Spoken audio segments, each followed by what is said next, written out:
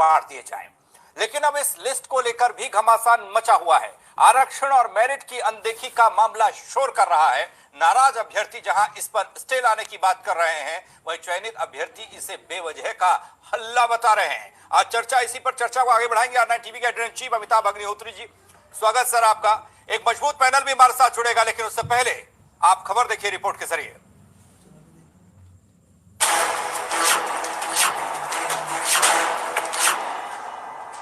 होने लगा वही जिसका था डर। शिक्षक भर्ती पर विरोध की डगर, जैसा कि बार बार होता है, जैसा कि हर भर्ती में हर बार होता है।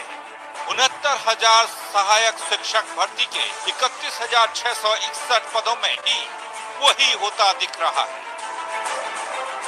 चयनितों की जारी हुई लिस्ट पर सवाल है, नियमों की अनदेखी का बवाल है।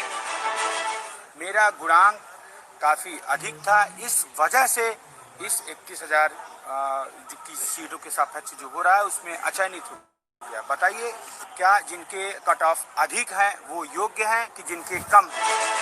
दरअसल 2 साल से कोर्ट कचहरी में लटकी 69,000 सहायक शिक्षक भर्ती के 37,339 पदों को छोड़कर बाकी के 31,661 पदों पर योगी सरकार ने दिवाली से पहले प्रदेश के युवाओं को बड़ा गिफ्ट दिया है।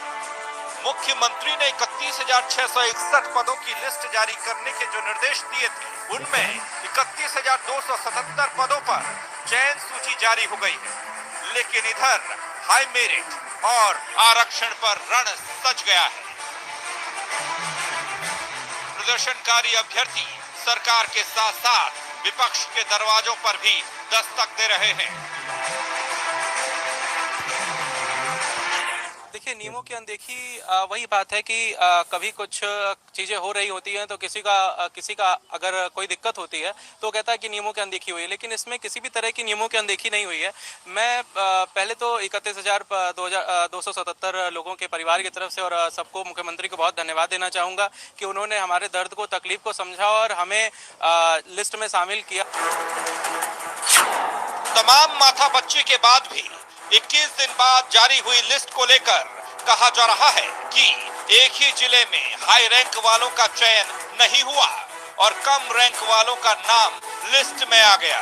और इसी लबोलुआब में अब ये 31,277 पदों का मसला भी अदालत की दहलीज पर जा खड़ा हुआ है।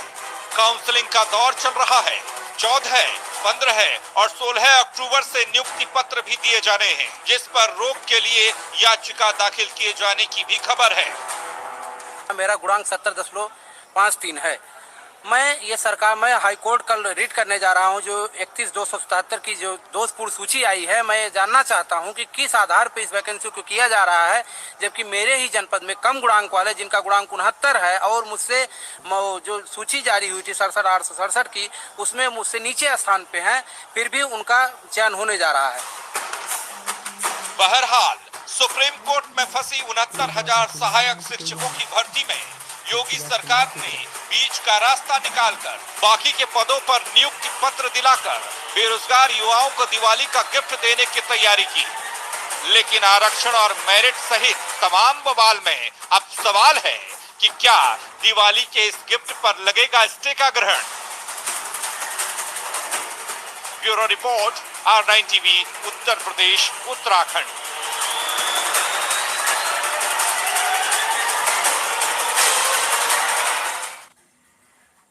तो तमाम अभ्यर्थी कहां इंतजार कर रहे थे दिवाली के गिफ्ट का, लेकिन अब ये गिफ्ट फिर से एक बार फंसता हुआ दिख रहा है भंवर में। इसी पर आज चर्चा होगी। मेहमान हमारे साथ जुड़ चुके हैं।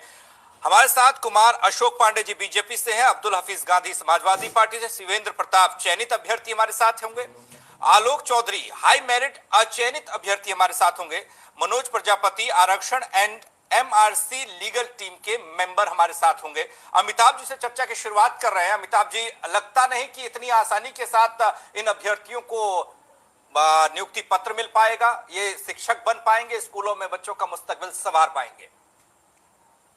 पंकज, मुझे बड़ी खिन्नता है जी, और खिन्नता चरम सीमा तक है। उत्तर प्रदेश के बेसिक शिक्षा विभाग के माथे पर पता नहीं विधाता ने किस कलम से लिखा है, कोई भर्ती अपने तार्किक परिणति तक नहीं पहुंच रही। राम राम कह के स्थिति यहां तक आई कि भाई 31,200 कुछ जो है जिन पर देश के सर्वोच्च अदालत का प्रतिबंध नहीं है, जो प्रतिबंध मुक्त पद हैं, उन पर भर्ती हो जाए और बच्चों को नियुक्ति पत्र मिल जाए। उत्तर प्रदेश के मुख्यमंत्री ने इसके लिए प्रयास किया, एक स्पष्ट आदेश जारी किया, उसका अनुपालन भी हो गया, लिस्ट जारी हो गई। लेकिन लिस्ट क्या जारी हुई, लगा विवादों का पिटारा फिर खुल गया। ये बहुत संकटपूर्ण विचित्र स्थिति है। और मैं आज ये बहस इसलिए लेकर आया कि अगर इस बार विवादों के चलते 31,266 शायद पद है, उतने युवाओं के सपनों पर ग्रहण लगा अदालत का या राष्ट्रीय पिछड़ा वर्ग आयोग का, तो मैं माननीय मुख्यमंत्री जी से कहूंगा, इस शिक्षक भर्ती प्रक्रिया में जुड़े बड़े नौकरशाहों को तत्काल निलंबित करके जेल भेज दीजिए। इससे कम कुछ भी मंजूर नहीं होगा। Enough is enough. कहीं इंतहा होगी कि नहीं होगी? विवाद दर विवाद, विवाद दर विवाद, विवाद दर विवाद, कोर्ट दर कोर्ट, कोर्ट दर तो कोर्ट, तारीख पर तारीख, तारीख पर तारीख। घर बिक गया, मकान बिक गया, खेत बिक गया, बैल बिक गया, मुकदमे लड़ते लड़ते। ये ठोक बजा के काम क्यों नहीं होता है?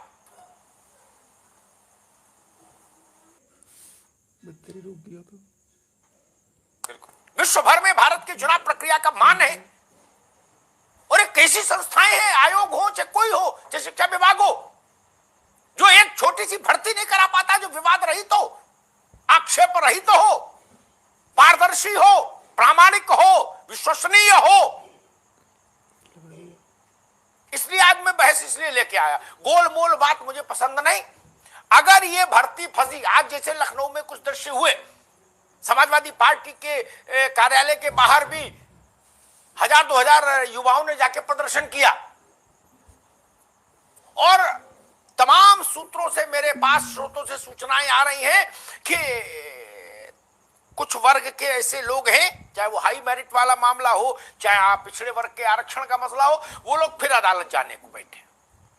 अब अगर इसमें फिर कोई संकट पैदा हुआ, व्यवधान अवरोध पैदा हो, तो मैं आज ये बहस इसलिए लाया ताकि ये बात सनद रहे।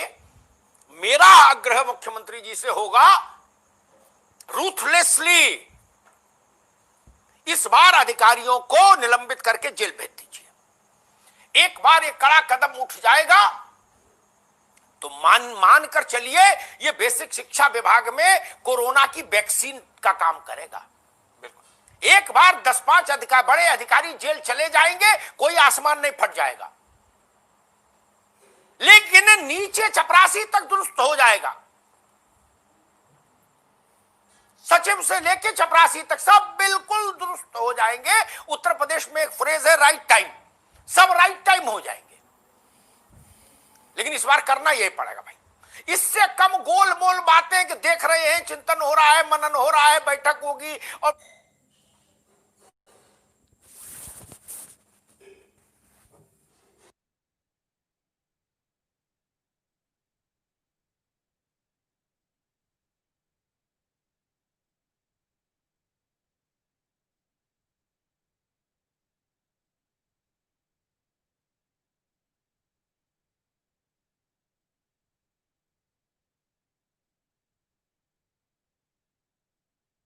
पीर पर्वत सी पिघलनी चाहिए।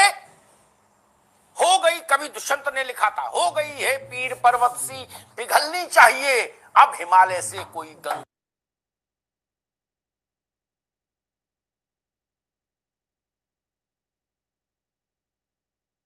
जो लोग इस विवाद की अंतहीन प्रक्रिया के लिए जिम्मेदार हैं अधिकारी, उनको जेल जाना चाहिए। उनकी जाति कोई हो, धर्म कोई हो, नाम कोई हो, पद कोई हो, इससे फर्क नहीं पड़ना चाहिए। मैं पहले नौजवान साथियों से जरा बात कर लूं, फिर राजनीतिक लोगों के पास आऊंगा, अशोक पांडे के पास और अब्दुल हफीज गांधी के पास। मनोज प्रजापति, क्या अभी जो 31,266 भर्तियां होनी है जिनकी सूची जारी हुई, उसमें आप लोगों को आपत्ति है सूची में? जी, क्या आपत्ति है और क्यों आपत्ति है? और अगर सूची और सूची पर आपत्ति और फिर नई सूची, फिर उस पर आपत्ति, यही प्रक्रिया चलती रहेगी अनंत काल तक, तो आप लोग बुढ़े हो जाएंगे मित्र। आपके बच्चे नौकरी के लिए इम्तिहान दे रहे होंगे, तब तक ही भर्ती सेटल नहीं होगी। क्या करोगे मनोज जी? जी देखिए, मैं बताना चाहता हूं कि बेसिक शिक्षा विभाग ने पहली बार संवैधानिक अतिक्रमण करके आरक्षण पर चोट किया है और इसका सीधा सीधा हमारे पास सबूत हैं। हमने सबूत भी पेश किए। माननीय राष्ट्रीय पिछड़ा वर्ग आयोग ने 11 तारीख को हमें प्रयागराज निदेशालय भेजने का काम किया 5 सदस्यीय टीम को, और वहां पर अधिकारियों ने यह कहा था कि आप 5 सदस्यीय टीम को वहां भेजिए, हम इन्हें मूल चयन सूची से लेकर के सब कुछ दिखाएंगे और हम इन्हें संतुष्ट करने का काम करेंगे। लेकिन प्रयागराज निदेशालय हम जैसे ही बेसिक शिक्षा विभाग में पहुंचे, वहां पर संयुक्त सचिव महोदय मिले, उन्होंने कोई भी हमें मूल चयन सूची नहीं दिखाई, बल्कि बहलाने फुसलाने का काम किया। मैं आपको क्या कहा बहलाने फुसलाने में? क्या क्या आइसक्रीम मंगा खिलाई, चाय मंगाई खिलाई, पिलाई, बिस्कुट खिलाया, क्या बहलाया फुसलाया? बिल्कुल मैं या कोई बताना, मिठाई ठाई बांधती घर मैं के लिए? बिल्कुल बताना चाहूंगा। जी। 3 बार चाय मंगाई, अच्छा। उसके बाद समोसे मंगाए। बिस्कुट भी था? नहीं नहीं, बिस्कुट नहीं। समोसा गरम था? जी गरम था। अच्छा, समोसे थे। हाँ। ये बहला के चटनी फुसला थी के- कि नहीं? जी चटनी थी उसके साथ? हाँ, चटनी थी। समझदार अधिकारी है, आगे तरक्की करेगा। हाँ। जानता है। हाँ। 6 घंटे हमें बैठाए रखा। अंतिम समय में कह दिया कि मूल चयन सूची हम प्रदान नहीं कर पाएंगे। बेसिक शिक्षा सचिव जी से हमारी फोन पर बात हुई, उन्होंने कहा कि हम इसे कुछ नहीं मानते, आप लोग चले जाइए। तभी हम लोगों ने वहां धरना प्रदर्शन जैसी बात भी की। आखिर क्यों ये इस तरह से भर्ती कर रहे हैं? अब बात करते हैं 31,277 चयन सूची की। चूंकि जो वर्गवार डाटा ये बेसिक शिक्षा विभाग प्रदान नहीं कर पाया, हम आरक्षित वर्ग के लोगों ने मेहनत करके प्रयास करके उस डाटा को निकालने का वर्गवार प्रयास किया, तो वहां पर देखा कि आरक्षण ओबीसी को 27% की जगह पर यहां 20% दिया गया नई चयन सूची में, जबकि पुरानी चयन सूची में वो 21% दिया गया था। तो ये क्या चल रहा है, मैं जानना चाहता हूं। भैया थोड़ा ज्यादा प्रयास न कर देना, कहीं तीसरी सूची में 17 ही न रह जाए। 21 से 20 हो गया, पता लगा अगली में 17 हो गया, फिर लड़ाई लड़े तो 5 ही रह गया, और उसके बाद अगली लड़ाई में पता लगा साफ हो गए। तो फिर क्या करोगे? बेसिक शिक्षा विभाग को पारदर्शिता बरतनी चाहिए। अरे करना तो बहुत कुछ चाहिए बाबू। ठीक है मनोज भाई, आएंगे आपके पास दोबारा। आज मैं सबसे सख्त सवाल अशोक पांडे से पूछूंगा, इसलिए उनसे कहूंगा पानी वानी पी के तैयार रहे। गोल मोल बात होगी तो मुझे आक्रोश मेरा बढ़ेगा, इसलिए मन तैयार रखिए। सीधा सवाल सीधा जवाब चाहिए, किस्सा कहानी नहीं। आलोक चौधरी, आपकी क्या समस्या है मित्र? 31,271 ये 66 जितने भी बच्चे है लिस्ट भर्ती की, अगर ये लोग नौकरी पा जाए तो कम से कम कुछ के घर में तो दिवाली मने, फिर बाकी की लड़ाई लड़ाए। लेकिन मुझे लग रहा है आपका जो वर्ग है हाई मेरिट अचयनित अभ्यर्थी, आपके भी कुछ सवालात हैं, बताइए।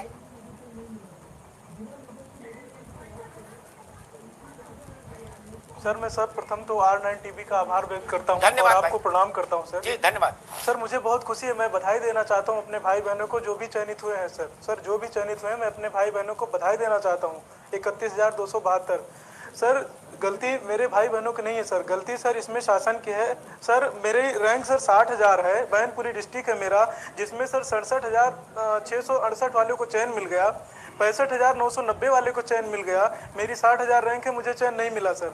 जिला लेवल पे नहीं, लेकिन 65,000 वाला तो आपसे ऊपर का हुआ ना भाई। अरे रुको आलोक चौधरी, एक मिनट भाई। अरे भाई आप तो इमला से पढ़ रहे हो सर। 65,000 वाला 60 से ज्यादा हुआ ना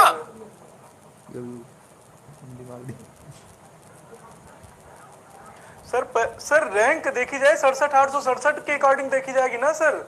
अच्छा रैंक, सॉरी मुझे नंबर रैंक समझ गया। Yes yes you are right. हाँ सर हाँ, मेरे पास सारी लिस्ट है सर। ठीक समझ गया, ठीक है, यू आर राइट। मैं कंफ्यूज सर, था। सारी लिस्ट है। ठीक है आलोक बोलो।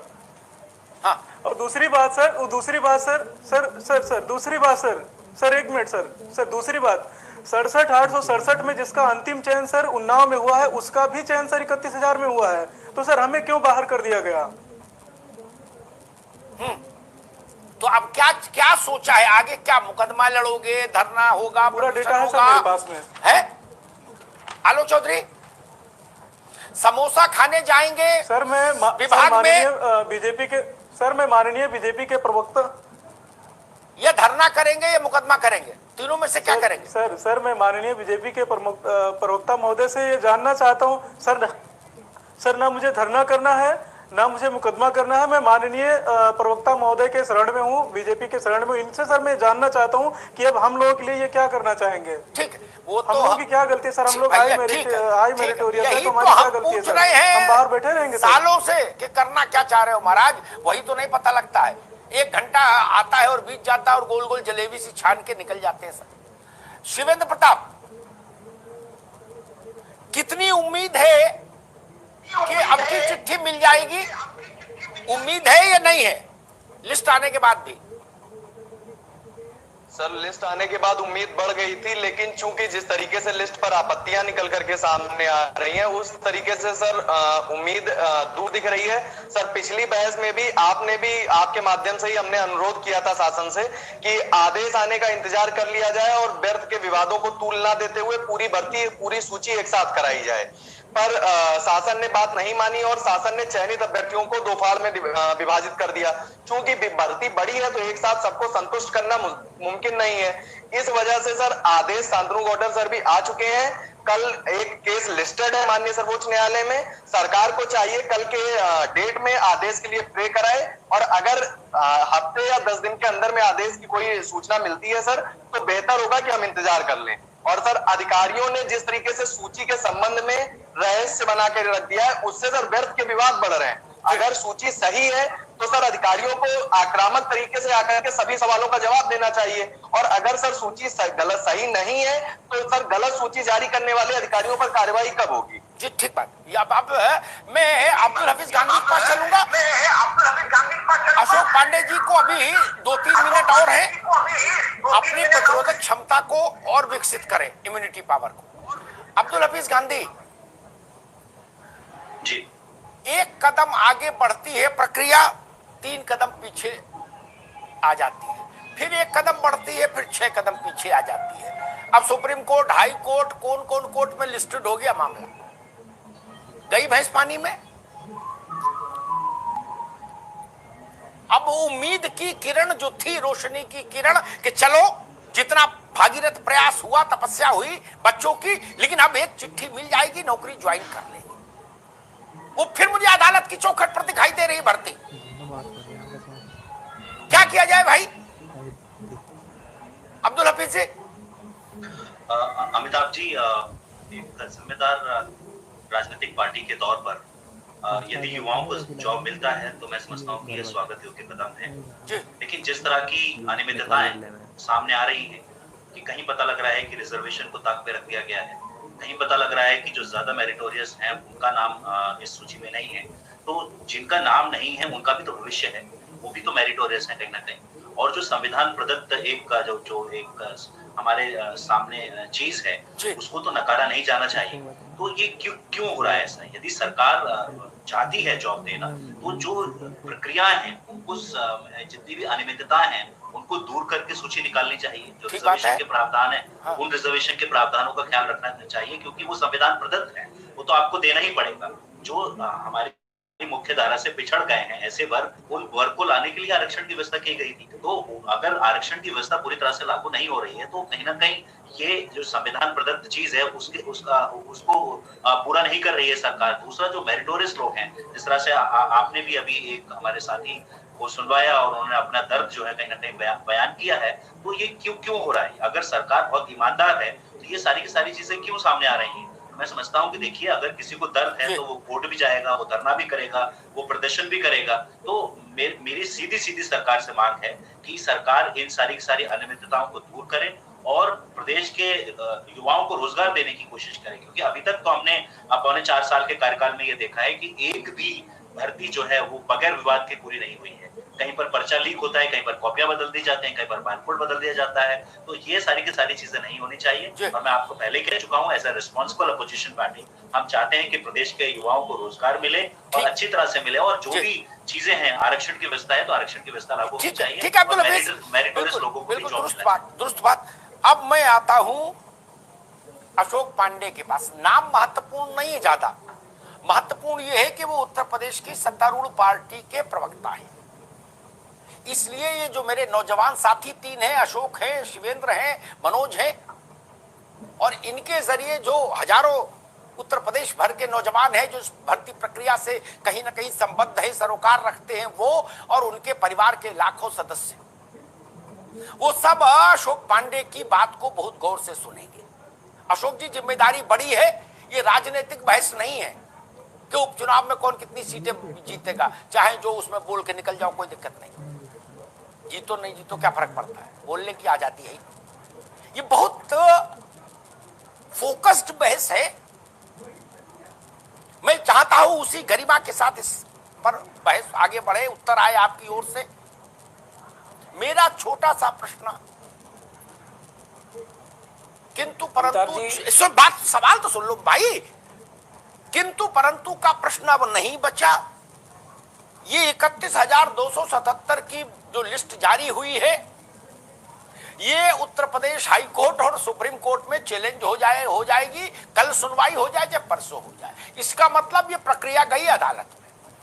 वही फजीहत, वही बदनामी, वही हाय हाय फिर हो गई। अब मैं आता हूं सवाल पर। ये तो तस्वीर बता दी, आज अपडेट हो जाओ आप। मेरा प्रश्न ये, किस्सा कहानी छोड़कर ये बताया जाए उत्तर प्रदेश को, जनता को, कि जो अधिकारी बार बार भर्ती फंसाने के लिए जिम्मेदार है, जिनकी मूर्खताओं के चलते, जिनकी अकर्मण्यताओं के चलते, जिनकी गलत मंशा के चलते, कुछ भी मान लीजिए, बार बार भर्तियों में नियमों का उल्लंघन हुआ और बार बार भर्तियां अदालत में खड़ी हो गई जाके शीर्षासन करने। ऐसे लोगों को चिन्हित करके क्या हफ्ता 10 दिन में दीपावली के शुभ पर्व से पहले जेल यात्रा कराई जाएगी या नहीं? बाकी किसी किंतु परंतु में मेरी रुचि नहीं और मेरे नौजवान साथियों की भी रुचि नहीं। अशोक पांडे जी, आप बताइए।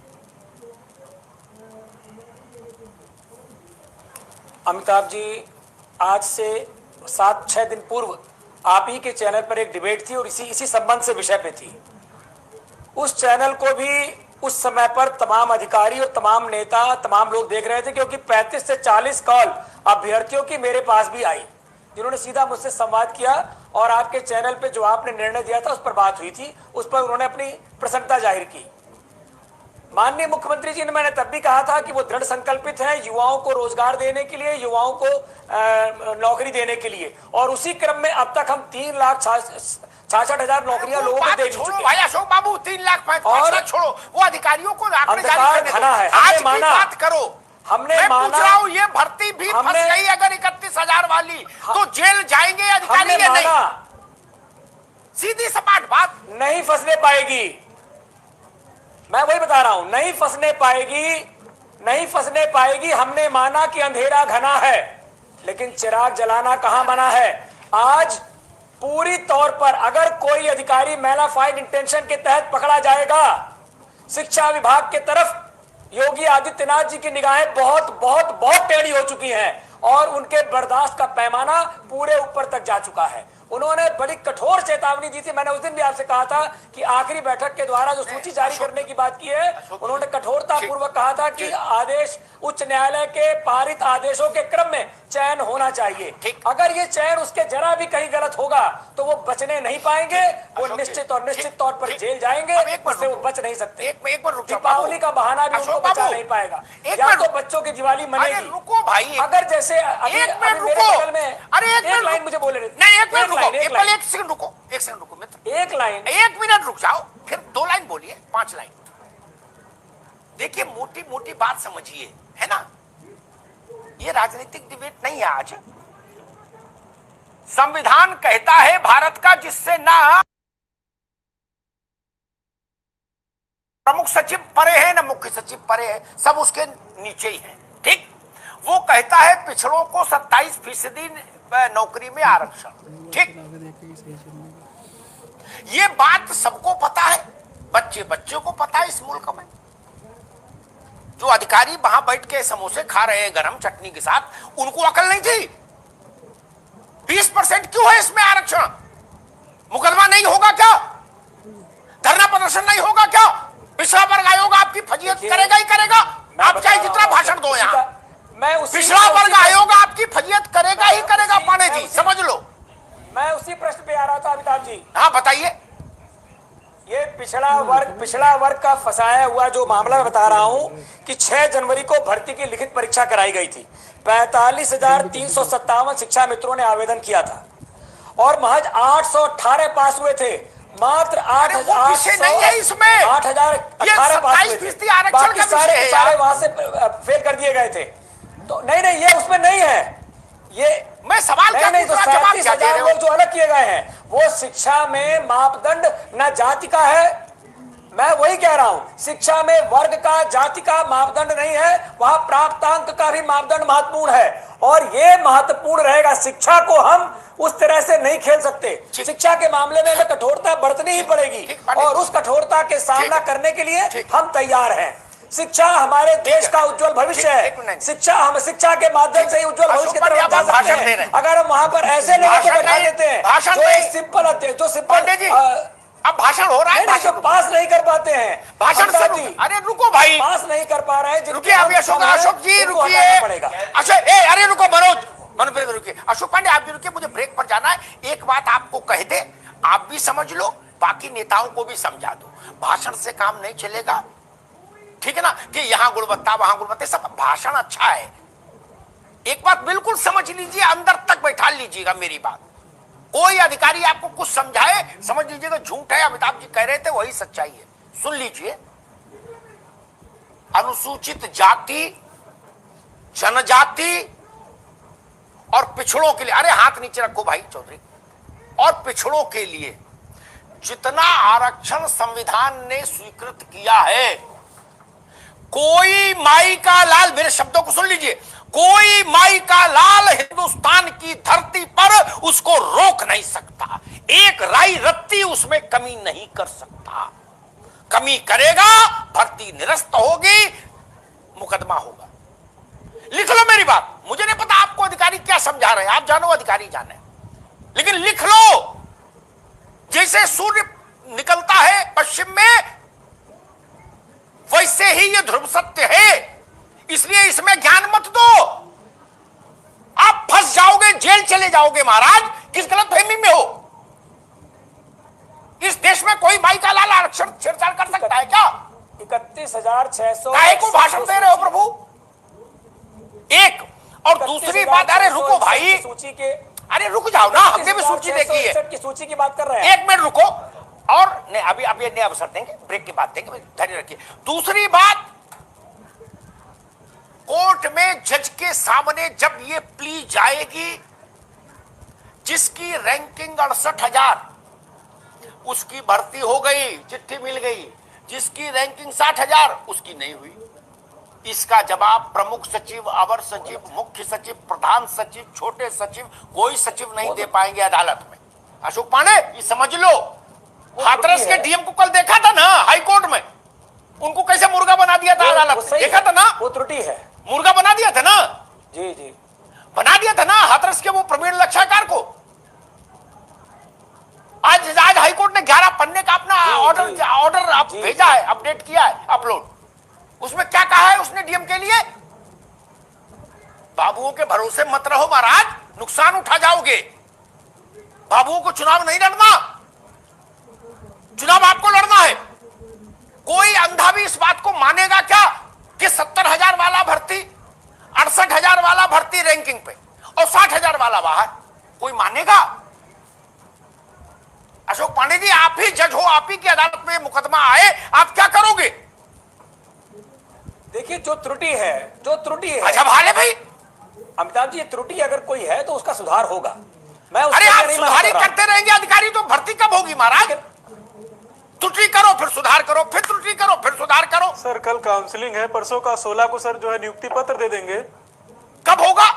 आपने तो कहा 16 को चिट्ठी ले जाओ, 17 को ज्वाइन करो। कब सुधार होगा अशोक पांडे?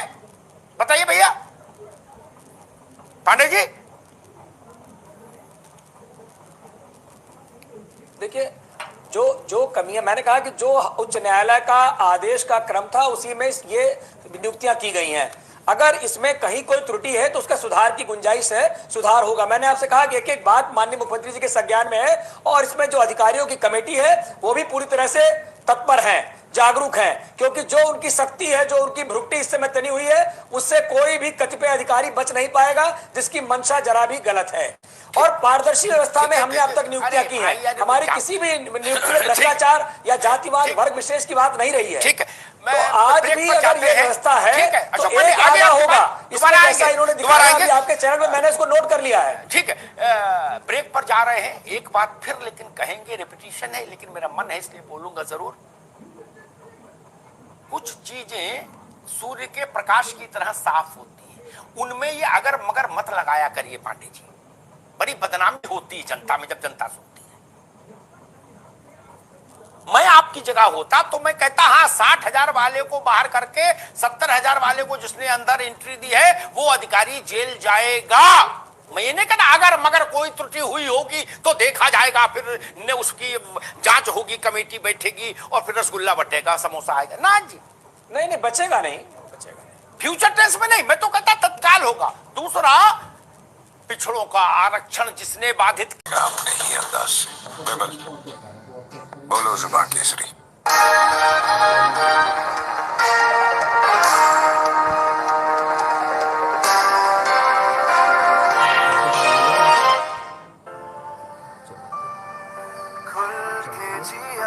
हर एक लम्हा क्या स्वाद था, क्या जोश था, है जरा सा दूर अब आसमां मेरा खुशियाँ जब दूध की नदियाँ बहे। अपने पशुओं को दीजिए सेहत से भरपूर मिल्कोमोर पशुआ। जब पशुओं को मिलेगा मिल्कोमोर पशुआ तो दूध बहेगा, मुनाफा बढ़ेगा। मिल्कोमोर पशुआ।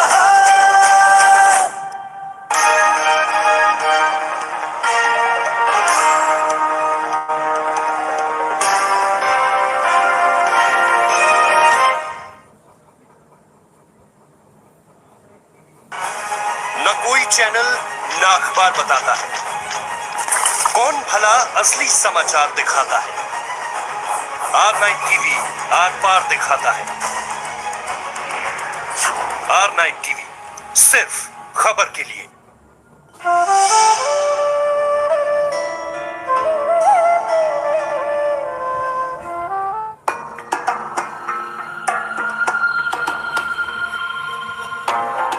जहां पहुंचना भी पहाड़ से कम नहीं।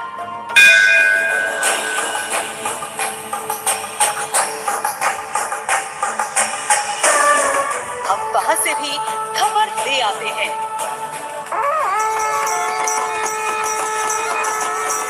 देवभूमि की खबरों का कंप्लीट पैकेज।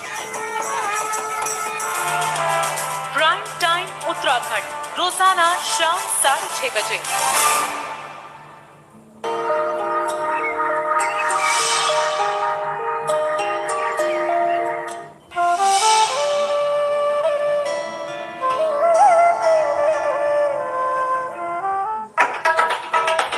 हम सबसे बड़े सूबे वाले, हम गंगा जमुनी तहसील वाले,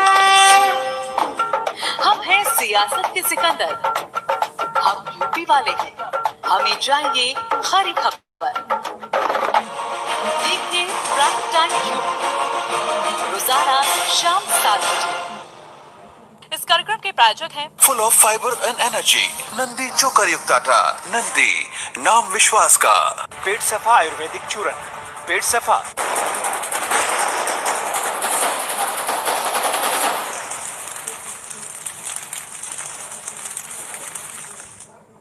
तो इधर सहायक शिक्षकों की लिस्ट जारी होती है, उधर आरक्षण और मेरिट का मुद्दा एक बार फिर से शोर करने लगता है और सवाल सिर्फ इतना कि अभ्यर्थी जो इंतजार कर रहे हैं नियुक्ति पत्र का, उन्हें नियुक्ति पत्र मिलेगा कब? अमिताभ जी। महाराज जनक ने जब अपनी पुत्री के विवाह के लिए स्वयंवर का आयोजन किया और भगवान राम के दृश्य में आने से पूर्व का जो घटनाक्रम था जिसमें बड़े बड़े बाहुबली आए, महाबली, और महादेव के धनुष को हिला नहीं पाए, तो तो महाराज दशरथ निराश हुए। अशोक पाणी सुन लीजिए, आप ही के लिए बोल रहा हूं। तो उन्होंने कहा, तब तक राम और लक्ष्मण वशिष्ठ जी के साथ बैठे थे, तो उन्होंने कहा कि तजहु आस निज ग्रह ग्रह जाऊ, कहा राजाओं से कहा कि जाओ भाई, आशा छोड़ो, अपने अपने घर जाओ, चलो जगह खाली करो। तजहु आस निज ग्रह ग्रह जाऊ, लिखा न विधि वैदेह विवाह। बोले मुझे लगता है विधाता ने वैदेही के भाग्य में विवाह लिखा ही नहीं। तब राम जी खड़े हुए और धनुष टूटा, वो आगे की कहानी है। इस शिक्षक भर्ती में कौन राम आएगा, कब आएगा, मैं इसी की प्रतीक्षा में हूं। मनोज प्रजापति के पास चलता हूं। मनोज, आपने भाजपा को सुना? भाजपा ने कहा जी अगर देखेंगे, अगर कुछ हुआ तो करेंगे, अगर कुछ देखेंगे, मगर हुआ किंतु हुआ परंतु हुआ, और कुल मिला के बात वहीं आकर ठहर गई। आपको क्या समझ आया? बात कुछ आगे बढ़ी कि नहीं? इस बात का कोई भी मतलब नहीं है। कारण उसका यह है कि 16 अक्टूबर को नियुक्ति पत्र बांटने की तिथि भी घोषित कर दी गई है और यह भी कह दिया गया है कि अगर आपका डीडी नहीं बना है तो डीडी 15 दिनों बाद दे देना। आखिर ऐसी कौन सी जल्दी है जब माननीय सुप्रीम कोर्ट में ऑर्डर रिजर्व है, उसका इंतजार ही कर लिया जाता। ये मेरा ऐसा मानना है कि सिर्फ मेरी आवाज को दबाने के लिए, आरक्षण की आवाज को दबाने के लिए जल्दी से जल्दी नियुक्ति पत्र सौंपना चाहते हैं। और इस 31,277 की चयन सूची में इन्होंने क्या किया है, अलीगढ़ जनपद में दीपेंद्र कुमार जी हैं, सुन लो पांडे जी, सुन लो। अलीगढ़ जनपद में दीपेंद्र कुमार जी हैं जो ओबीसी हैं, उनका गुणांक 72.07 है, उनका चयन हो गया। लेकिन उसी जनपद में सुधा बालियान जो ओबीसी हैं, उनका गुणांक 73.09, मतलब ज्यादा है, उनका चयन नहीं हुआ। कैसे ओबीसी में भी खेल, जिसका ज्यादा उसको बाहर, जिसका कम उसको अंदर, ओबीसी में भी ये खेल है, ये चल रहा है। अरे चलिए ठीक, तब तो फिर गई भैंस पानी में। आलोक चौधरी, आप कुछ कहना चाह रहे थे दोस्त? आपकी शिकायतें भी मेरे सामने है और 16 तारीख भी मेरे सामने है। जो इन्होंने बाबू लोग कह रहे हैं कि 16 को चिट्ठी बांट देंगे। सर मैं एक्चुअली ये कहना चाह रहा था कि जो सर इन्होंने, हाँ सर बिल्कुल, डेफिनेटली सर जो जियो में सर इनके तीसरे पैराग्राफ में ये था कि समान अनुपातिक हिसाब से सर सीटों को जो है भरा जाएगा।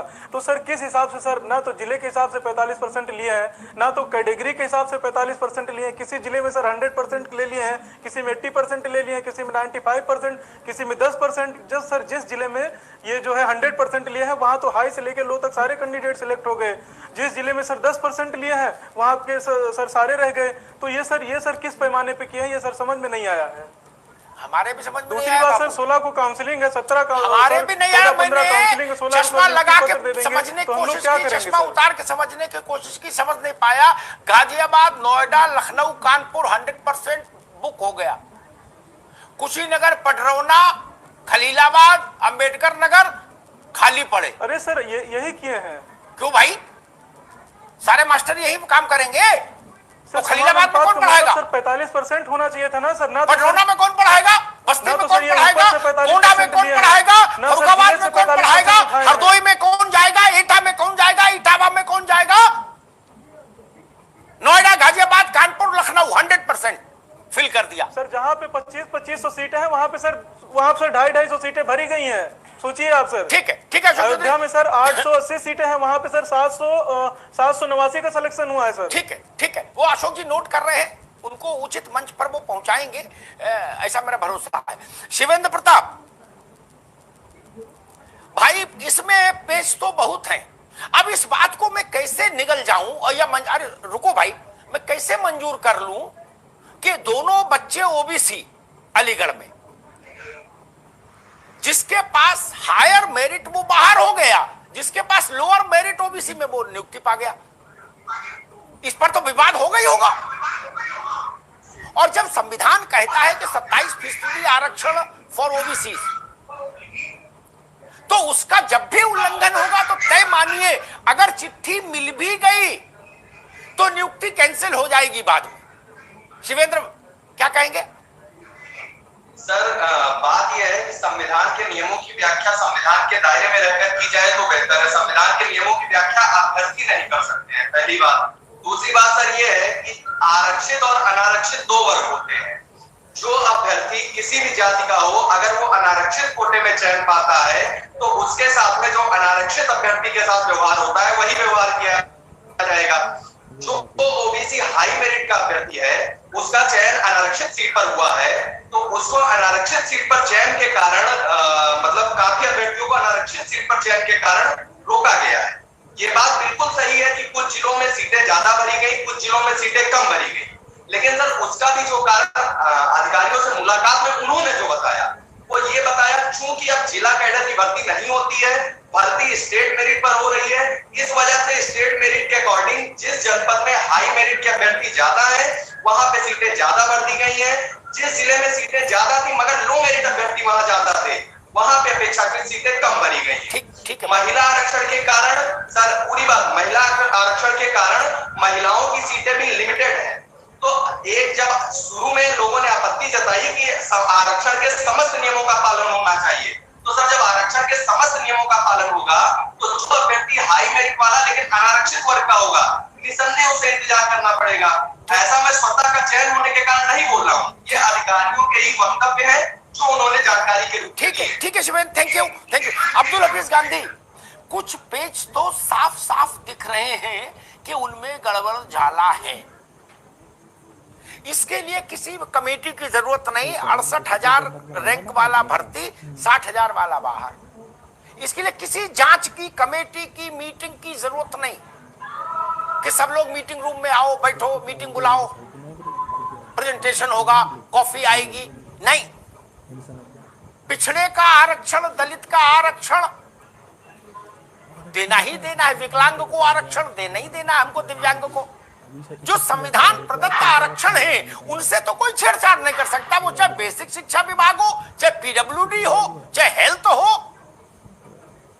जो भी सरकार की भर्ती है वो कोई प्रक्रिया संविधान के आरक्षण नियमों से बाहर कैसे होगी? यानी दो फ्रंट पर तो गड़बड़ियां हुई।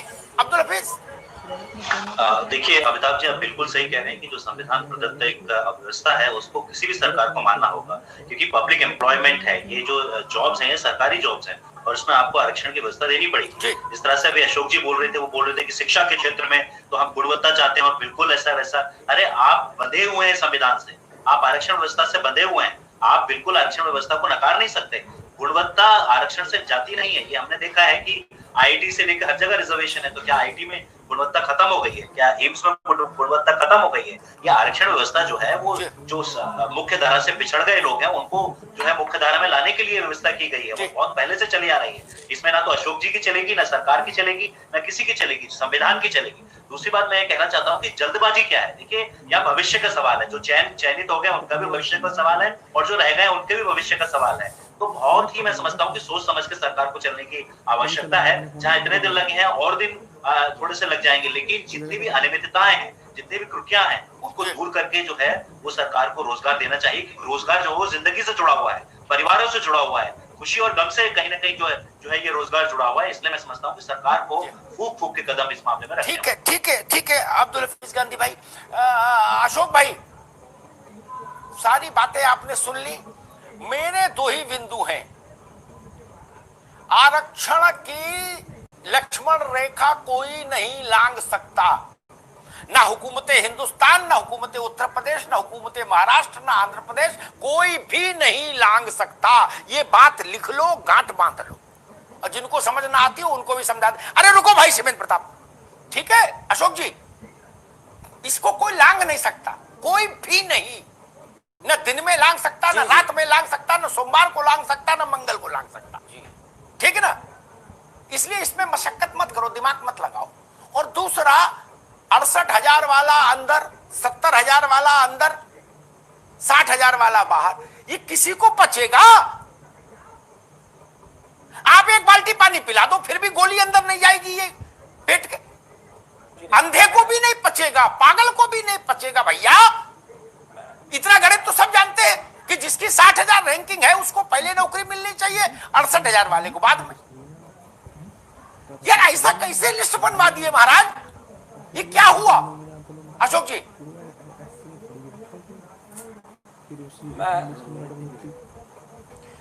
अटल जी की एक कविता है, बाधाएं आती हैं आए घिरे प्रलय की घाटाएं, पांवों के नीचे अंगारे, सर पर बरसे ज्वालाएं, निज हाथों में हंसते हंसते आग लगाकर जलना होगा और कदम मिलाकर चलना होगा।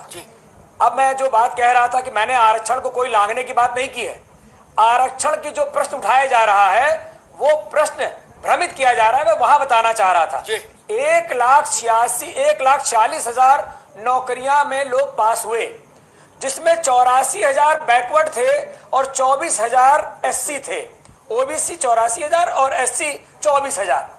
जो अभी 31,660 की भर्ती हो रही है, इसमें टोटल अगर होने चाहिए थे 35,000 लोगों को आप एक साथ नौकरी नहीं दे सकते, तो 35 उसके अनुपात में 35,000 देख रहे हैं, और हम 18,000 से ज्यादा नाम इसमें शामिल हैं ओबीसी के, 27% से ज्यादा है, देख लीजिए। मूल चयन दूसरा क्यों नहीं दिखाई? जो एससी हैं वो 16,000 हैं, तो वो भी 31,660 में 16,000 हैं, तो वो भी कहीं वायलेट नहीं हो रहा है। तो इसलिए मैंने आपसे कहा कि अगर कोई त्रुटि है, अभी आपने देखा कि माननीय मुख्यमंत्री जी ने उन लोगों को जो शिक्षा के नाम पर एक नाम से कई जगह में नौकरी कर रहे थे, ऐसे बड़ा अच्छा कदम था। लोगों को दंड दिया गया। ऐसे नेटवर्क लालों को जेल भेजना बड़ा अच्छा कदम था। ऐच्छिक नहीं, जबरिया सेवानिवृत्त कर दिया गया। जबरिया सेवानिवृत्त किया, उनको जेल भेजने की बात की नहीं, उनको करने वालों को भी जेल भेजा गया, जिन्होंने वो करवाया था उनको भी जेल भेजा गया। अभी मेरे छोटे भाई अब्दुल हमीद जी कह रहे थे कि कोई जल्दी नहीं है। अरे आपने तो 6 साल में किसी को नौकरी नहीं दी, सबको विवाद में फंसा दिया। आप आयोग का रिजल्ट नहीं घोषित कर पाए 5 साल में, तो कम से कम अगर हम काम कर रहे हैं लेकिन जो काम करने है उनको दूर करिए और लोगों को नौकरी मिलने दीजिए। फैलाइए। मैंने ये कहा अगर आपने अपने समय में किया है तो प्रयागराज में बुला करके मूल चयन सूची क्यों नहीं दिखाई? हमसे बचा गया। प्रयागराज बुला करके 5 सदस्यीय टीम को मूल चयन सूची क्यों नहीं दिखाई आपने? अशोक पांडे जी, आप जिस गुणवत्ता की बात कर रहे हैं, अशोक पांडे जी आप जिस गुणवत्ता की बात कर रहे हैं, आपको बताना चाहूंगा कि केंद्रीय विद्यालय में चयनित अभ्यर्थी रहा हूं मैं, जिसमें पूरे भारतवर्ष के अंदर मात्र 3,000 सीटें थी, 1700 सीटें रैंक थी। आप गुणवत्ता की बात कर रहे हैं, इसको भ्रमित करने की बात करिए। कोई त्रुटि इसमें है, ये पूरे तौर पर